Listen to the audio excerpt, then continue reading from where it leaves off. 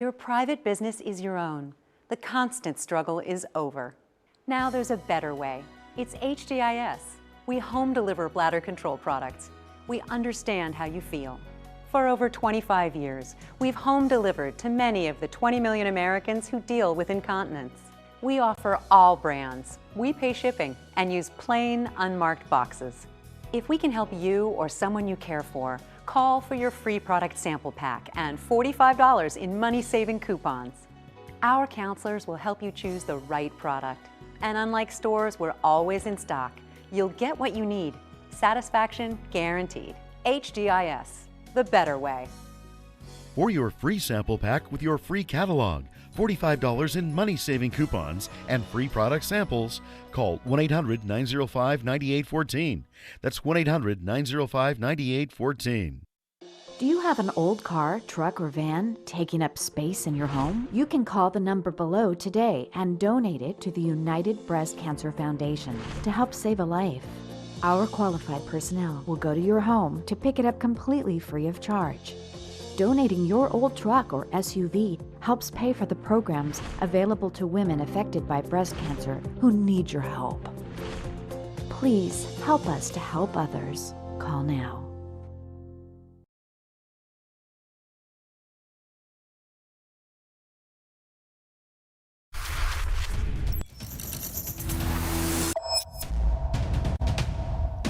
Good evening and welcome to RFL. I'm Richard French. We're going to wrap up the week with the big lie, and Donald Trump and his minions continue to say that the election was stolen from Trump. I know we're still talking about this in nearly May. Now, they are still trying to mess with the results of that election, even though it wrapped up, well, last year. And to make matters worse, red states everywhere are working on suppressing the vote for the next one. Here with the gory details, Andrew Whitman, senior political correspondent. Rich, today is the final day of April, and right now, today, there's a 2020 election recount happening in Arizona's largest county.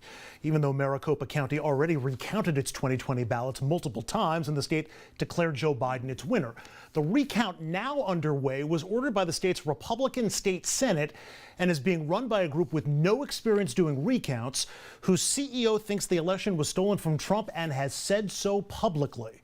That group, with the bizarre name Cyber Ninjas, then went to court to keep what it's doing secret, in part because no election or recount experts have ever heard of the Cyber Ninjas, and also because the company says it may get contracts to do similar recounts in other states, namely Michigan.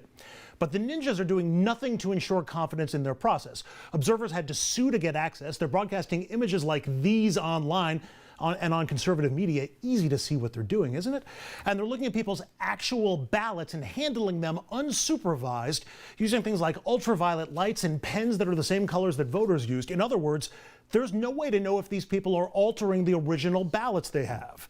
They've also given different reasons for why they're doing this recount. Some state Republicans say it's to improve for the next election, while others are holding out hope, believe it or not, that the 2020 results in Arizona can still be reversed. To that end, Donald Trump put out a long statement this week praising the Arizona recount. I'm not going to read any of it for you. And reports say Trump is obsessed with that count, asking about it multiple times a day. One recent visitor to Mar-a-Lago told reporters Trump, quote, talks about it constantly, and he even did TV and radio interviews this week about it. How bad is this? Well, this is from Mark Elias. He's the top Democratic election attorney in the nation. Quote, in my career, he tweeted, I have participated in more than a dozen statewide recounts and audits. Nothing that is happening in Arizona resembles a legitimate recount or audit. Want more? Well, here's this from the Republican head of the Maricopa County Board of Supervisors, a Republican. It's their ballots being reviewed. Everything they're doing is just so unprofessional that it's really bothersome. I don't really feel that it benefits me any to get into the weeds too far on all the craziness that I see going on.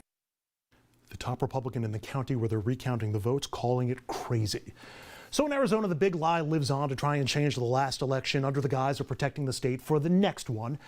The next election also the focus for Republicans in Florida, which has just become the first state that Trump actually won, to pass new restrictive voting laws that most experts say are aimed to help the GOP in future elections. It does what other recent voter suppression laws have done, like limiting drop boxes, adding an ID requirement for absentee ballots. It ends the automatic mailing of absentee ballots, adds limits on ballot collection, gives power to partisan observers while the vote is being counted. And again, bans giving out food and water to voters online, and more than that. And making it all worse, Florida Republicans openly admit that there is no factual need for the bill and it solves no actual real-world problems. When asked if there were any actual cases of illegal ballot collections in Florida, one of the bill's biggest advocates told reporters, quote, "I don't know, but I'm sure it was going on. Just the fact that they weren't caught doesn't necessarily mean that it's not happening." In other words, their feelings don't care about Florida's facts. And of course, the Florida bill, which will be signed into law, mirrors similar GOP-leaning election restriction bills in Arizona, Georgia, Texas, and elsewhere, with Republicans in dozens more states trying to implement them there as well. If they're allowed to stand, those voter restriction laws will have an impact. A new study says 69% of all voters in the 2020 election voted with a method that the GOP is now trying to restrict. And a quick reminder, as Republicans across the country seek to make it harder for people to vote, the House has already passed two voting right protection bills, H.R. 1, known as the For the People Act, and the John Lewis Voting Rights Act, both of which would help offset those state-level bills and expand ballot access even more. They've passed the House, but of course the Senate has yet to act on either one. Rich? It is stunning.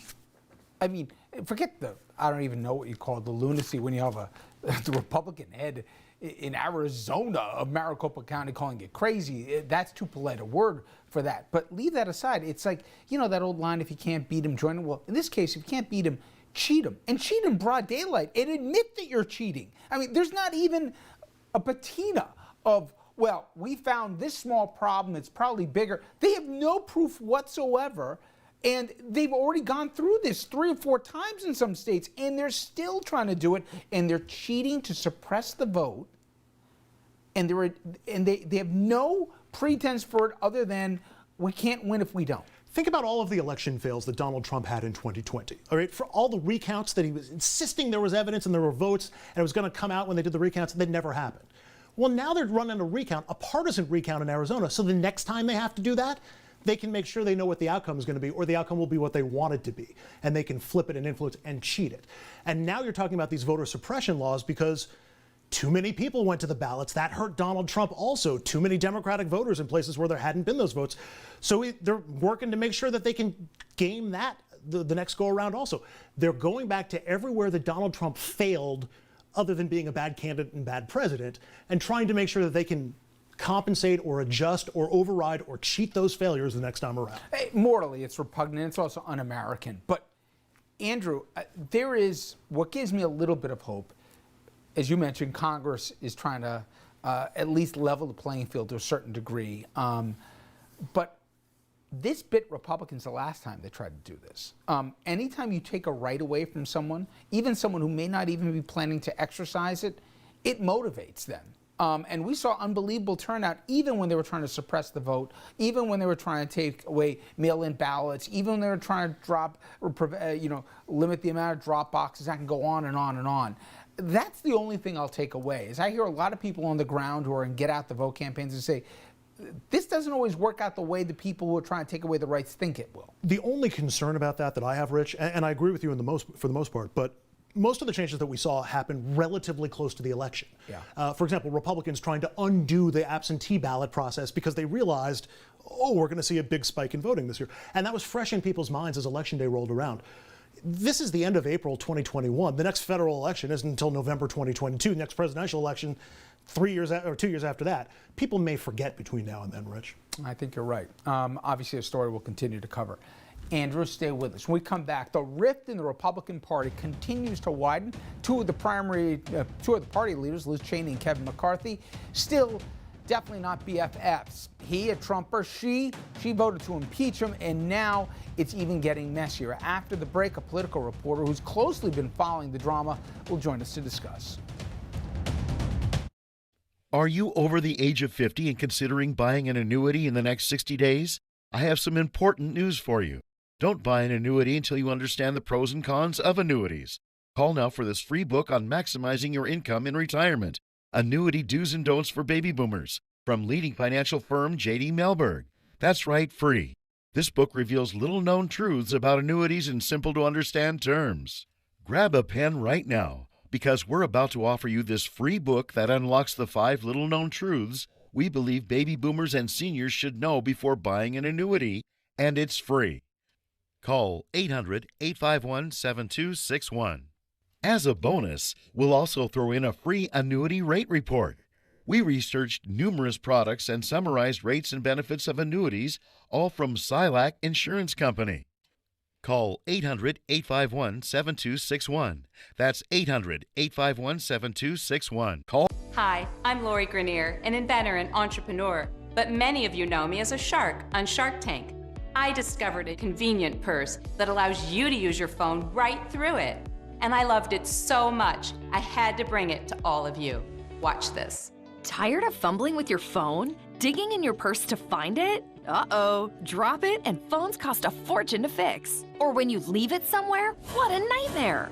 And now, it's more important than ever to keep your phone clean. Introducing the Touchscreen Purse, the incredible new way to have instant access to your phone through the touchscreen window. The revolutionary Clear Smart Touch window technology makes it easy to text, email, surf the web, and even talk right through the clear protective window without ever removing it from your purse. Never worry about dropping your phone or leaving it behind. With the Touchscreen Purse, you never need to remove your phone from your purse. And when you take it out, it's as clean as when you put it in. And the clear window keeps your phone clean from smudges, germs, and grime. There's room for your phone, credit cards, makeup, cash, and more. Any size smartphone fits, just slide it in. Plus, the touchscreen purse is lightweight and super thin. It's a stylish purse that goes with any outfit. The strap adjusts so you can wear crossbody or over the shoulder. So, forget worrying about keeping your phone safe. Now you can have peace of mind. I love my touchscreen purse. It's so convenient, and I hope you love it too.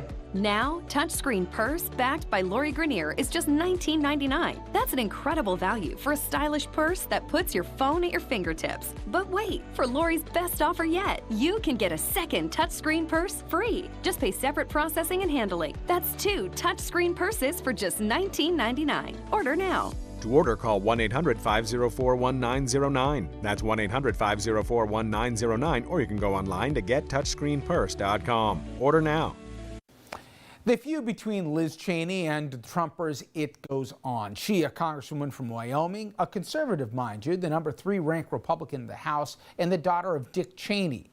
All of that, though, not enough to prove her GOP bona fides to the people still worshiping at the altar of Trump. Now, that includes Donnie Jr. Take a look at this tweet. Trump's oldest son posting a picture of Cheney fist-bumping President Biden Wednesday night, calling her a warmonger and a Democrat. The rest of the tweet, frankly, too idiotic for me to even read. Now, Cheney, she's continuing to take the high road, tweeting this in response, saying she disagrees strongly with the president's policies, but she was being civil, respectful, and dignified. Cheney also wrote that they are not sworn enemies, they're all Americans. In the meantime, the rift in the GOP continues to widen. And it all played out this week at a Republican retreat in Orlando, where the Cold War between Cheney and the Republican House leader Kevin McCarthy started heating up. Politico closely followed the Orlando event, and I'm going to read now from a recent piece. Quote, McCarthy, when asked whether it's difficult to have harmony in his ranks when Cheney has been so vocal with her viewpoints on Donald Trump, he offered up some thinly veiled criticism. There's a responsibility. If you're going to be in leadership, leaders eat last. And when leaders try to go out and not work as one team, it creates difficulties, end quote. Cheney and McCarthy cannot agree on anything as it relates to Trump, including his role in the Capitol riot. Cheney wants a full investigation to get to the truth. I should tell you, the American public overwhelmingly want that as well. McCarthy, though, he wants to water it down by also including probes into things like Black Lives Matter protests and Antifa and whatever else to try to make it anything but just about the riots. Now, you may remember that McCarthy initially denounced Trump for his role on January 6th. Then, however, he flew down to Mar-a-Lago soon after to take and dip the knee as he was asking Trump for both forgiveness here and a welcome back into his orbit. Now, earlier today, Andrew spoke with a political reporter who covers the White House and D.C., Daniel Lippman. Daniel, let's start with that big Republican meeting in Orlando this week. The framing from the outside looking into the meeting was Trump versus non-Trump. Kevin McCarthy on the Trump side versus Liz Cheney on the non-Trump side. Before we get into their issues, does that framework even fit today's GOP? How big is the non-Trump portion of the Republican Party? Because most of the time it feels like we can name the members in Congress or like Liz Cheney's alone on an island. Yeah, it definitely feels like the Trump wing of the party is still ascendant, even though Trump is no longer in office. Very few Republican members of Congress are willing to, stand up to the former president and say, the party should go in a different direction because they don't want to get primaried. And also the grassroots energy is still pretty pro-Trump. And we got further evidence of that during Wednesday's address by the president. Liz Cheney was in the crowd, and she's been getting blasted and had to tweet at defense after she gave a fist bump to President Biden as he entered the chamber for his address to Congress. This from the same Republican Party that's demanding that Biden work with them in a bipartisan fashion. Has it been lost? Did their posturing at all come up in this meeting, since they won't even allow their members to shake hands with the Democratic president? It's kind of a sad state of affairs in the country when, both parties can't even break bread or even just shake each other's hands, even during a pandemic. And so I think that will blow over. It's not a huge deal, but it's indicative of the angst in the party about they don't want Republicans to work with Biden. It's hard enough for them to come up with policy messages that work against this president. And I think they're kind of resistant to the idea that this is a president who Republicans should work with. They think that he is just spending way too much money that is going to lead to inflation that is ultimately going to hurt the economy. And yet, despite all this, the Republicans in the House had a chance to depose Liz Cheney from leadership and decided not to. I don't understand how they're dealing with the split, or are they? What explains how they're handling or not handling this difference among them? I think they're trying as hard as they can to have a big tent Republican Party, although that there are issues in terms of actually accomplishing that goal. They don't want to drive out moderate suburban voters that might have voted for Biden last time. They hope that they can win those people back if it's a Ron DeSantis or a Nikki Haley or Tim Scott. And so I think the party elders, however little or much power they have, they recognize that it's good to have ideological diversity. And remember, Democrats used to hate Dick Cheney and anyone associated with him, and so it's pretty ironic that Liz Cheney is kind of a hero in some parts of the left. From a purely cynical standpoint, Kevin McCarthy seems somewhat fitting as an avatar for the pro-Trump portion of the party, because we know how he actually feels about Trump. He said to colleagues before Trump was elected that he thinks Trump is on Putin's payroll. We also heard McCarthy condemn Trump for the Capitol riot before he changed his tune in defense of Trump, more worried about future elections. Is that a fair summary of where the Republican Party is right now? That a lot of them know that Trump is damaging, potentially toxic to them in the party, but those worries are trumped, if you'll pardon the pun, because they fear they can't win elections without him? I think that's a very fair assessment, that there is a concern in the party that you can't piss off the former president too much, because he could start a third party, or he could just endorse every primary challenger and lead to havoc in Republican circles. But if you talk to members of Congress on the Republican side, many of them will admit privately that Trump is not good for the party, and the party should update its brand and find new leaders instead of relying on someone who lost after one term. I sense we may be seeing an example of that from McCarthy's and others' positions on the pro-Trump side, refusing to work out a Capitol riot commission like the 9/11 probe, because the Republican Party insists that it also covers racial justice protests from last summer. Cheney has said that having a commission is essential so the mistakes of the riot are not repeated. Is this really about how the riot commission would make the party and Trump look? And I'm just wondering if that's problematic for the GOP since so many Americans saw the riot with their own eyes. I'm not sure the wisdom of the GOP just sort of ignoring it or trying to ignore the riot. Yeah, it's pretty befuddling to observers in Washington.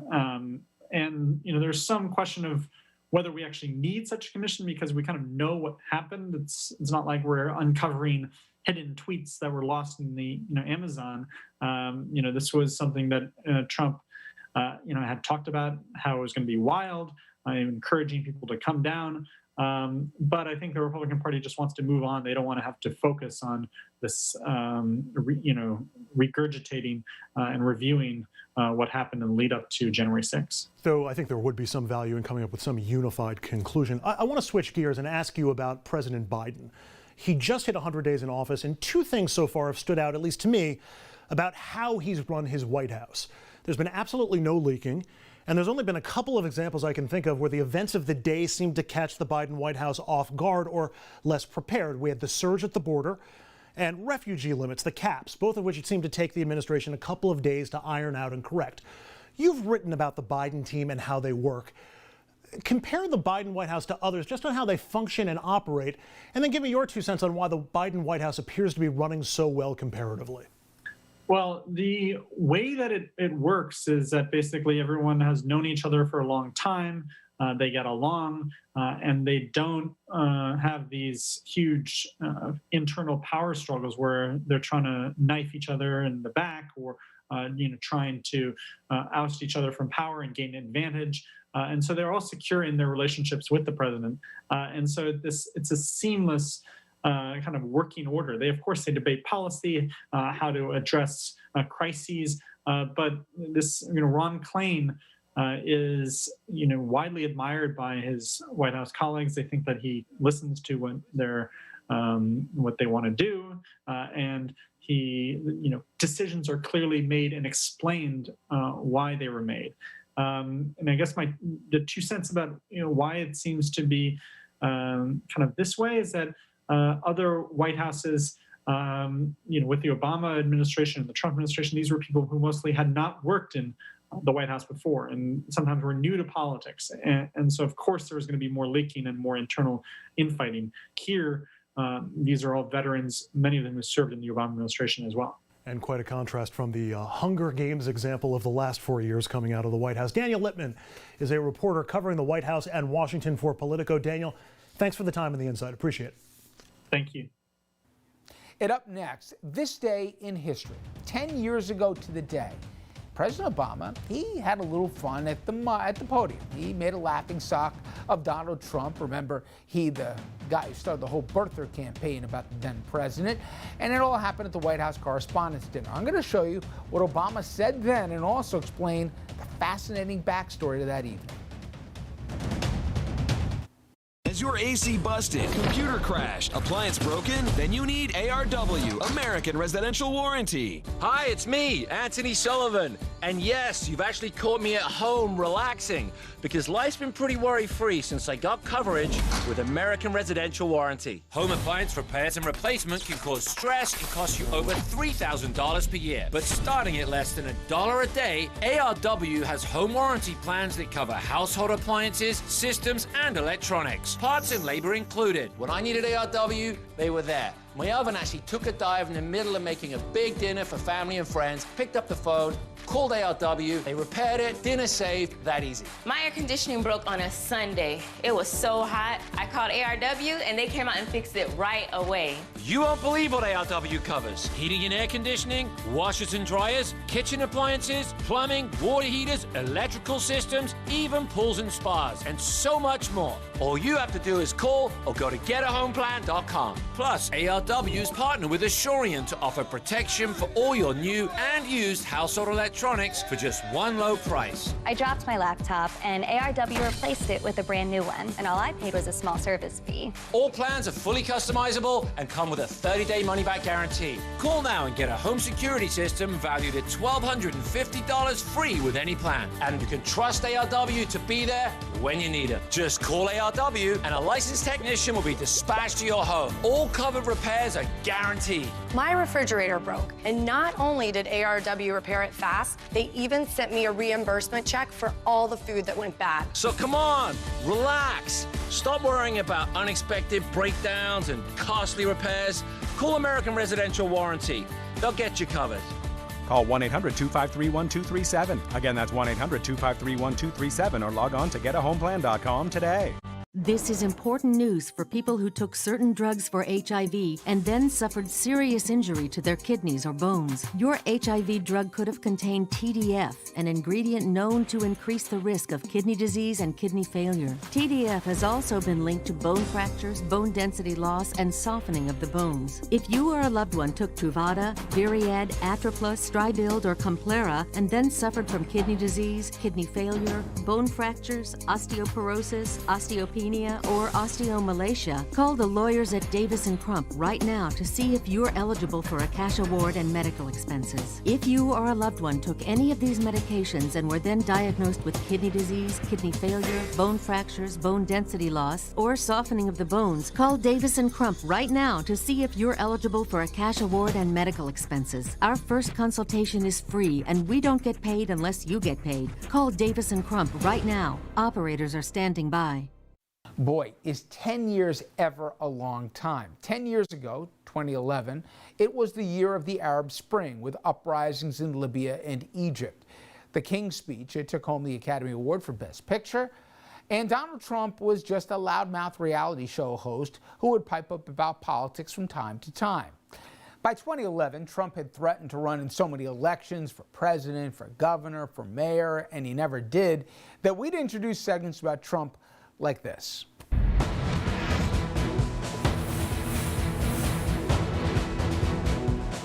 I missed that. Trump, he was starting to make noise about running for president in 2011 when the White House Correspondents' Dinner happened on this date 10 years ago.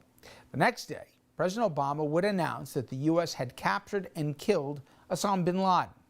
And we would find out later that the raid that got him had already been deployed when Obama took to the podium that evening.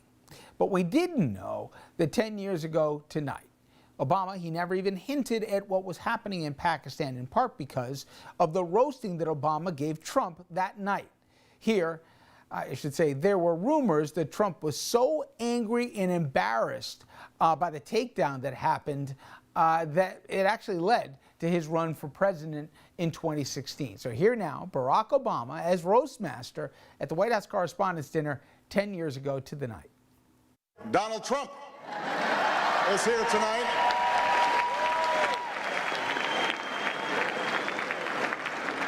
Now, I know that he's taken some flack lately, but no one is happier, no one is prouder to put this birth certificate matter to rest than the Donald. And that's because he can finally get back to focusing on the issues that matter. Like, did we fake the moon landing? What really happened in Roswell? And where are Biggie and Tupac?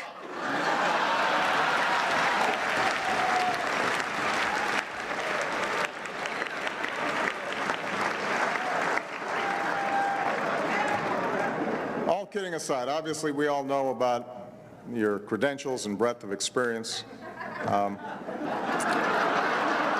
For example, no, seriously, just recently in an episode of Celebrity Apprentice at the steakhouse, the men's cooking team did not impress the judges from Omaha Steaks. And there was a lot of blame to go around, but you, Mr. Trump, recognized that the real problem was a lack of leadership.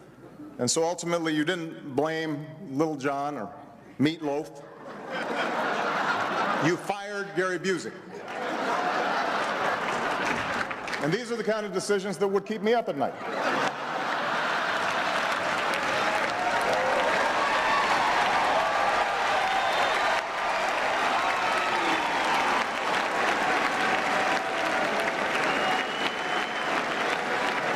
Well handled, sir. Well handled. Say what you will about Mr. Trump. He certainly would bring some change to the White House. Let's see what we've got up there.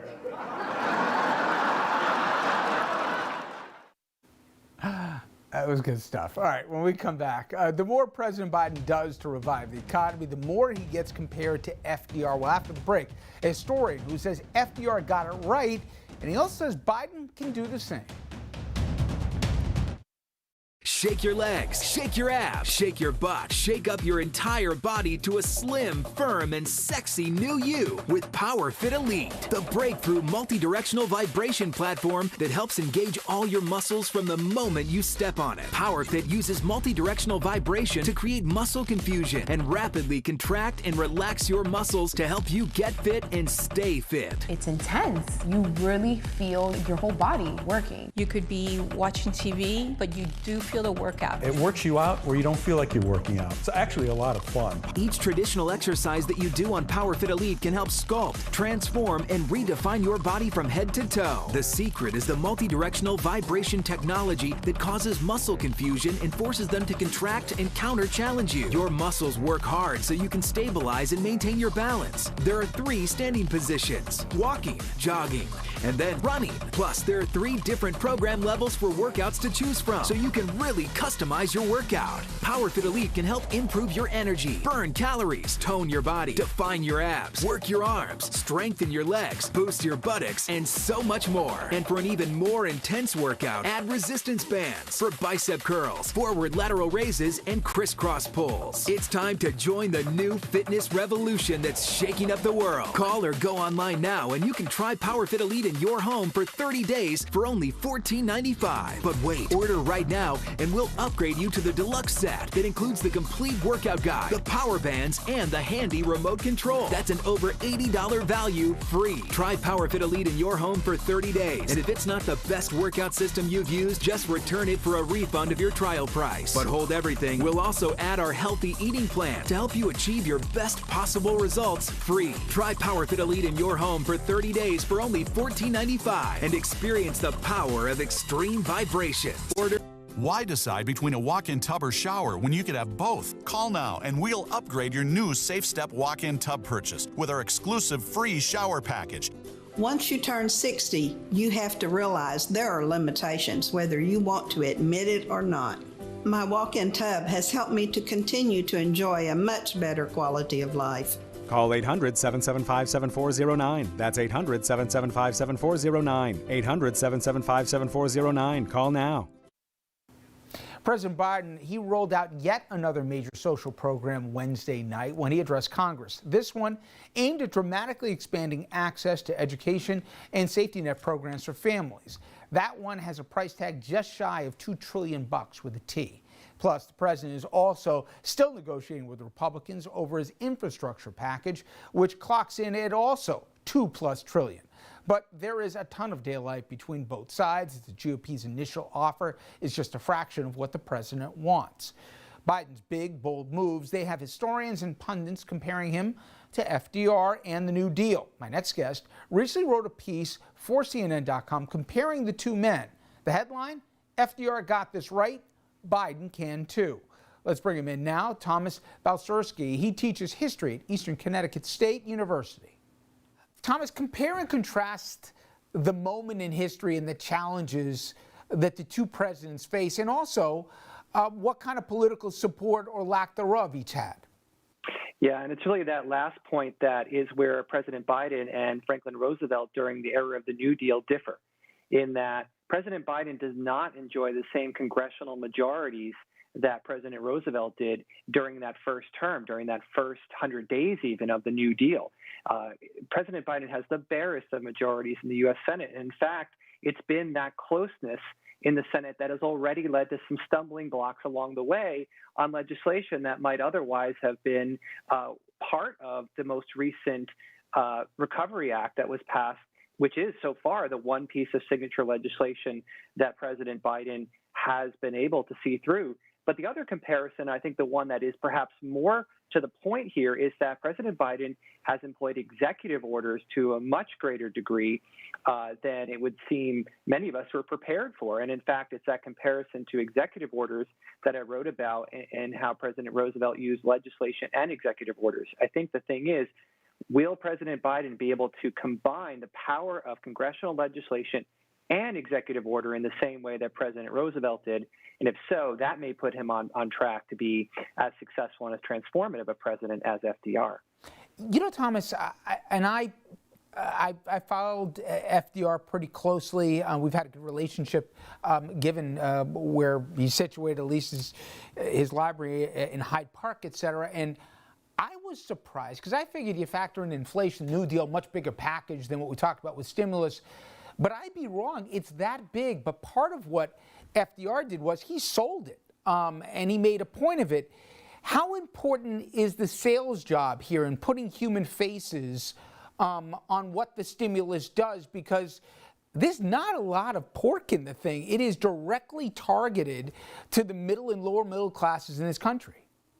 Yeah, that's a great point, Richard, in that immediately we compare this American Recovery Act, rather American Rescue Plan, to the CARES Act of the previous administration under President Trump. And in fact, on the surface of it, you see large amounts of government spending, you see money going in the pockets of consumers, but a major difference is exactly that. It's the way in which this new rescue plan actually funds programs at the state level, which goes beyond anything that the previous administration had in fact envisioned, and again is very much widely popular with the American people. So that does get to what President Biden has and needs to do, which is to go out and sell this plan.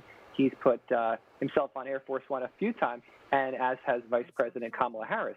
And what's been interesting is how, while President Biden has been touting the benefits of the American Rescue Plan, we're getting questions on all the other challenges facing the president at this time. So it's almost as if the victory lap that President Biden has been able to run has been a very short one, and that the challenges that the country faces are right around the corner. So in the sense that here again in the comparison to FDR was able to communicate with the American people through his fireside chats and through his radio addresses.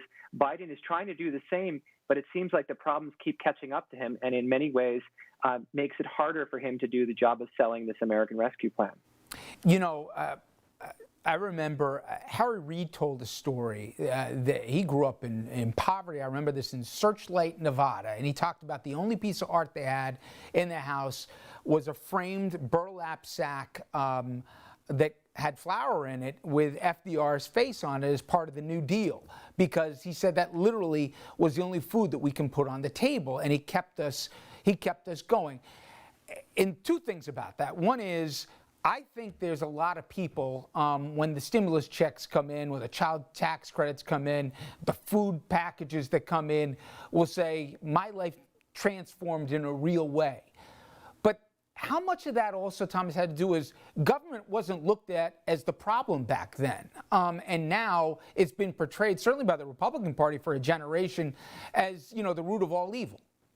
Yeah, and I think for many Democrats and Joe Biden, they've invested this hope that he's going to not only bring back a big FDR-style presidency, even also looking back to someone like Lyndon Johnson and his Great Society, but in the process scrub away 40 years of government sort of negativity, this idea that government is the problem, literally where Ronald Reagan began in his inaugural address. And in the process, they hope that Biden will restore a political coalition that will allow him to win votes for Democrats in the midterms and even in the future.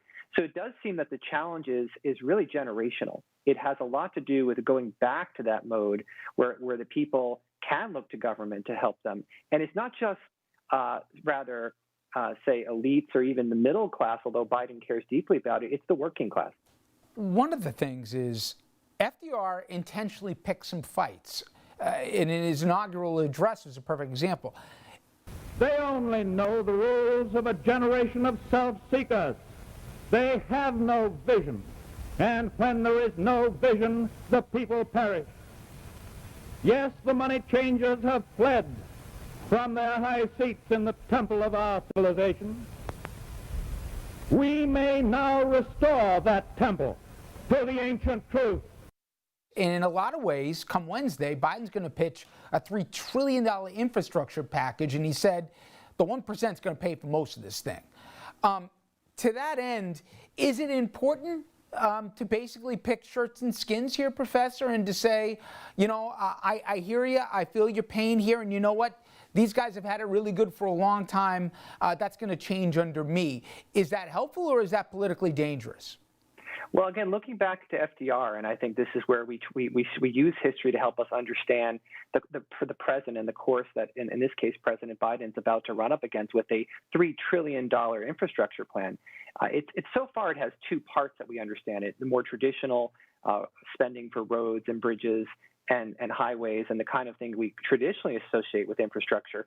But the second part, and the one that I think will be the harder road for him to follow, will be, in fact, a social infrastructure plan. The idea that that support from the government directly for, say, childcare, the things that the American Rescue Plan made temporary, he wants to make permanent in this new plan. And for Roosevelt, he tried, in fact, to pull together a coalition of the working class as well as states across the North and the South. Biden had a somewhat different coalition. The working class is smaller in by union, I should say, membership standards from FDR's day. So the question of will we see kind of a resurgence in unionism is one of the things I think that is different from what Roosevelt was able to do during the New Deal. But in the sense that he's challenging and taking on elites, I think there is a similarity. And it is also the case that the tax cuts that over the last 40 years have been into place for the highest earners in this country are now being considered as a kind of way to fund some of this spending. And it is popular. Once again, it is part of the popular message that Biden has on his side. So again, I think it's another echo where the 2020s and the 1930s have a lot in common. And finally, Professor, in a more recent window of history, if there's a lesson that Biden can take away from Obama, in part it could be, yeah, you poured a ton of political capital into the Affordable Care Act, but then the hope here that there'd be a kumbaya moment and bipartisanship would come about on the Hill, no. You know, go big or go home. You lose nothing by trying, especially and particularly in such a divided and a partisan time in Washington. It's almost like he's got nothing to lose. Well, I think here's another, and I think final comparison between Biden and FDR that really shows how sometimes change and generational change can come in the most unlikely of forms. Franklin Roosevelt was a patrician from the Hudson River Valley.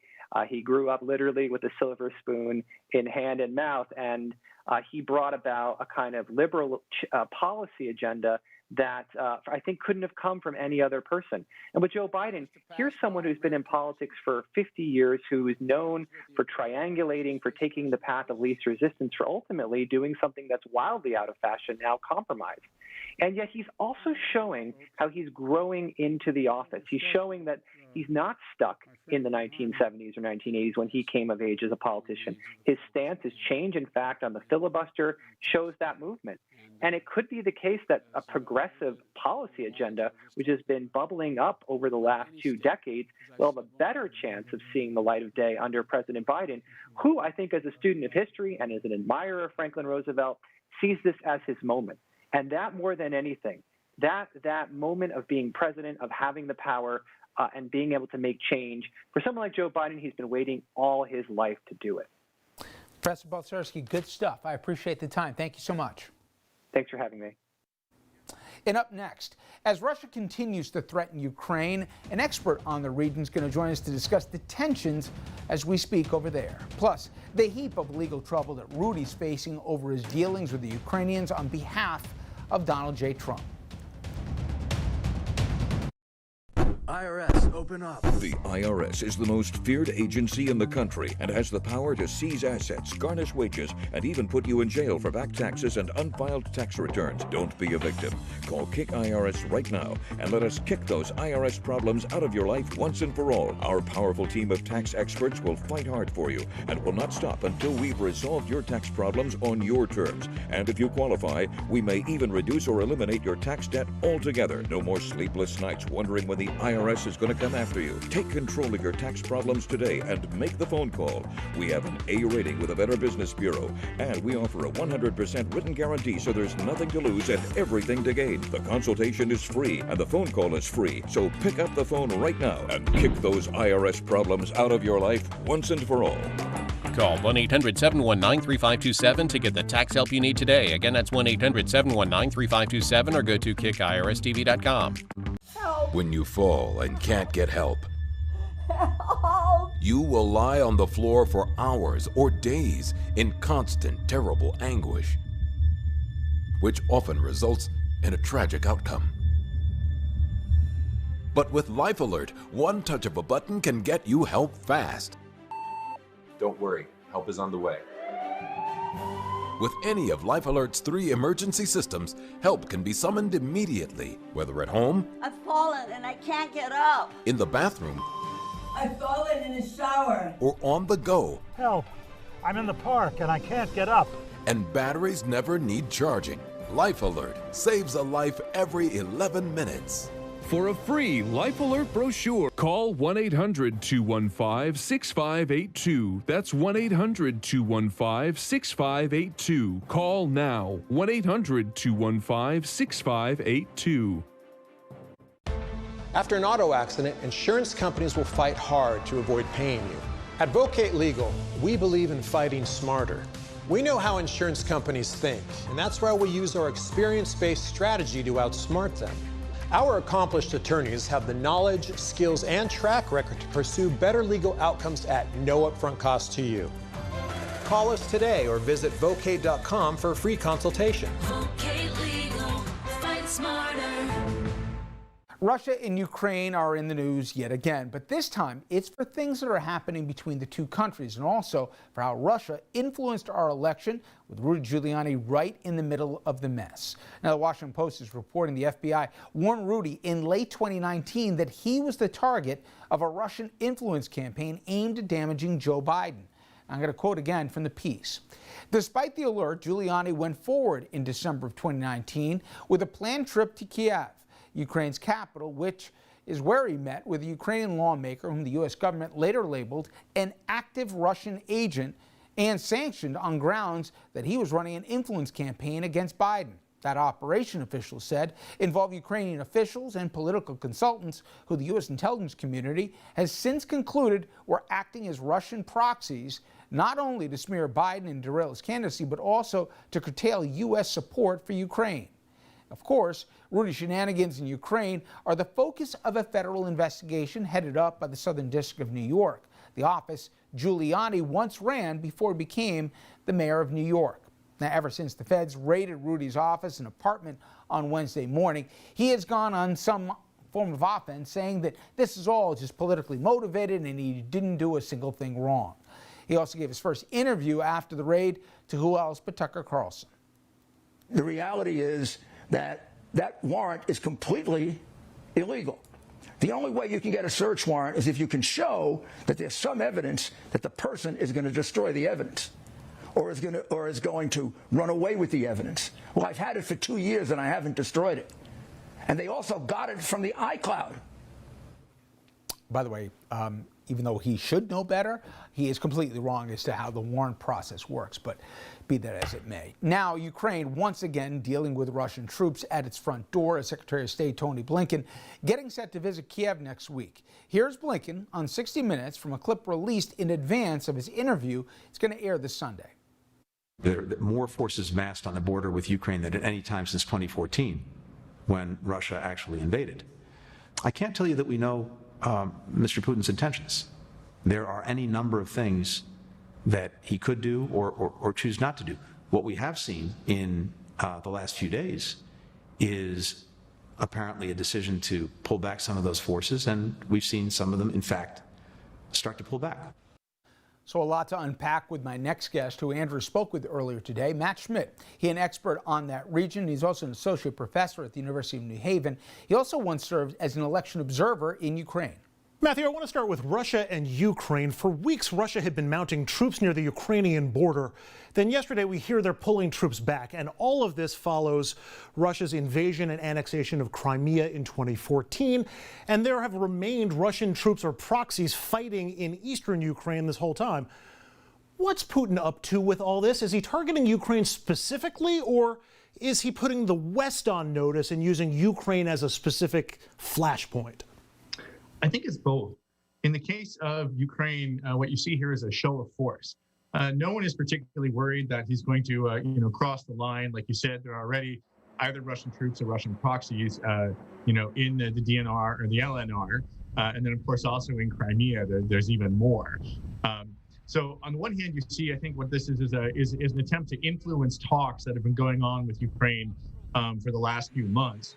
And on the other hand, it's the classic sort of Putin signaling to the West, to America, that it wants to protect its sovereignty and that it wants to protect the idea of sovereignty in other parts of the world. So right now, its view of Ukraine is the occupied territories are sovereign Russian territories, and if Ukraine, in conjunction with the West, keeps trying to take them back, it's a violation of what Russia considers to be the #1 international norm. We know that President Biden spoke with Putin recently and that Ukraine was one of the items on their agenda. We've heard from President Biden describing a tougher posture against Russia than we saw under Trump, and some limited sanctions have been announced. Have you noticed any changes from Putin or his approach now that Biden is president, not Donald Trump?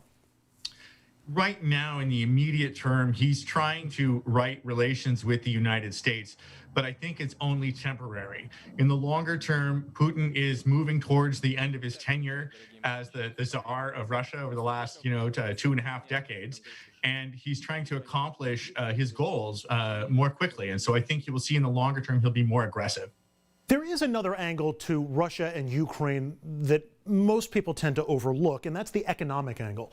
Russia is the top producer of natural gas in the world and #2 in oil, and there's not a whole lot else that's powering their economy right now. Ukraine, as we learned during impeachment, is a major European hub for energy. A lot of Russian gas and oil passes through Ukraine to get to the rest of Europe. Was Putin playing some chess here, making sure or helping make sure that Europe remains reliant on their energy and making sure that Russia continues to have a path to deliver that energy through Ukraine? I think you're exactly right. What you have here is leverage on both sides, right? The pipeline goes through Ukraine, so Ukraine controls some leverage to turn it off or on if they want, but Russia has the gas. And so if the gas doesn't get into the pipeline, then A, Ukraine's pretty cold in the winter, and B, it doesn't make it to market. And so they've been playing this game for years now, and you just see it going back and forth.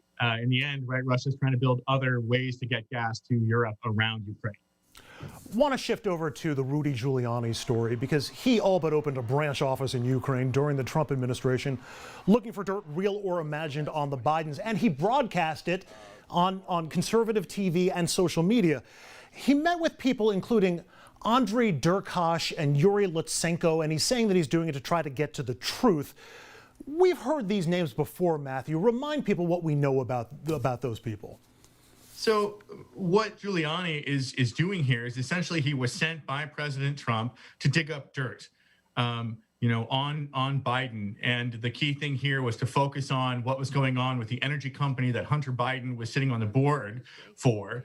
And this is what he did. In addition, you have Lev Parnas, who was a known Russian agent who he had very close relationships with. And it just builds. Actually, there were more people in Florida and other places. And so the problem for Giuliani here is that he's trapped in a web. If he gets out of one association with somebody here, there's 2 or 3 more going on. And I would be deeply worried about having been played as a Russian pawn at some point, in this process. Yeah, and the goal of all this, at least at first for Giuliani, was to try to axe the ambassador to Ukraine at the time, Marie Yovanovitch, which Trump eventually did, apparently because she was hampering whatever Giuliani was trying to do in Ukraine. We got to know Yovanovitch because she testified during the first impeachment trial, and we know that all of those efforts were done to try and aid Trump's electoral chances. Here's my question, Matthew. What did the ouster of Yovanovitch and all the attention that was on Ukraine, thanks to Giuliani and Trump, leading up to and during impeachment 1, what did that do to Ukraine? Did Trump's quest for power hurt Ukraine, hurt its standing in the world or its ability to defend itself or otherwise prosper? So it exposed a couple things. It exposed how penetrated the country is by Russian agents. Now, Ukrainian government officials knew this already, but to put it out there on the world stage hurts them, right? Hurts the sense that they control their territory and control their information, that they can be a trusted partner for a number of places. Secondly, it puts the focus on that. It puts the focus on Ukraine as a player in this Russia-America battle or the Trump battle. And Ukraine desperately wants to get away from that and wants to say, hey, we're a European country. We have more to us than oil and gas, right? We're a vibrant country. We want to be part of Europe one way or another. If we can get into the EU or at least get the right kinds of trade and travel agreements, that's what we want. And that's really what Zelensky, the president of Ukraine, wants to focus on. And all of this other stuff is a distraction. And they want to get rid of it and be done with it, including the current, Rudy Giuliani story. As a Ukraine expert, do you feel like you understand the Giuliani story, at least from the Ukrainian side of it? Or do you have more questions that you think need to be answered before you know for sure what their intentions were, what they were doing there? I have a lot of questions about the details. We're just not down in the weeds right now. But I think the big story is pretty clear, that Giuliani was targeted as someone that Russian intelligence could use to influence both the Trump administration and then to influence the election. I think that's pretty clear, and you're going to see that come out more and more in these court cases. Matthew, if the Biden administration wanted to make Ukraine's security and independence a priority, Putin be damned, what could and should they do? And what sense are you getting from the Biden White House about what they're actually prepared to do to help Ukraine?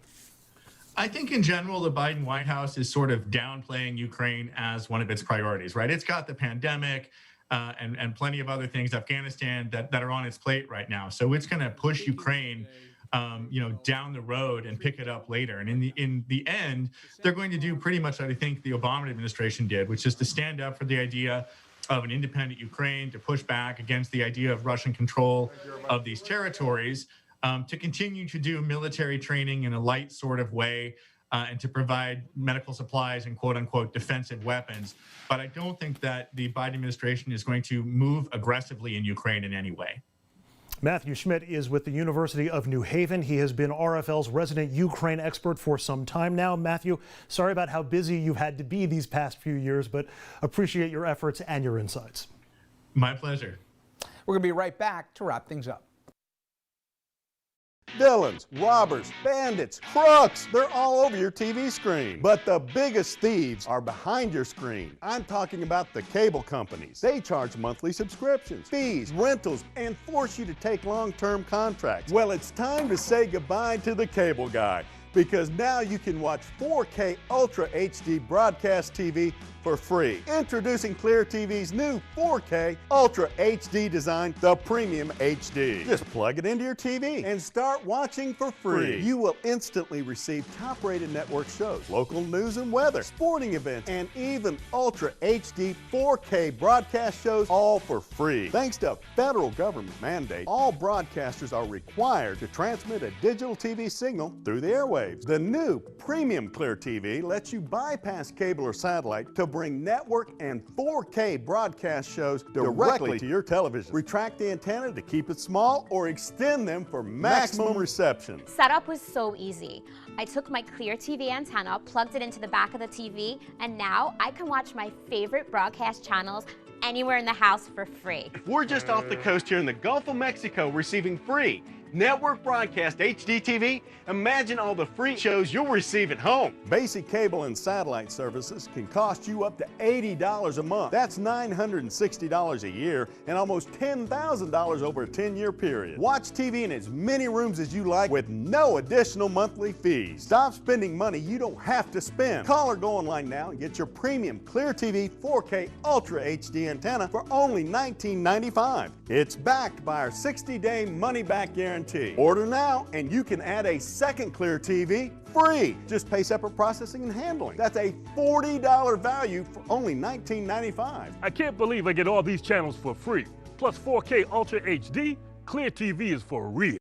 Attention timeshare owners. This is an urgent consumer alert from the Timeshare Exit Hotline, a national company specializing in helping consumers legally get out of their expensive timeshare contracts. We're offering you a way to legally get rid of your timeshare. So if you're fed up with the maintenance fees that keep on coming and want to learn if you can terminate your timeshare legally and permanently, call today. Call the number on your screen today.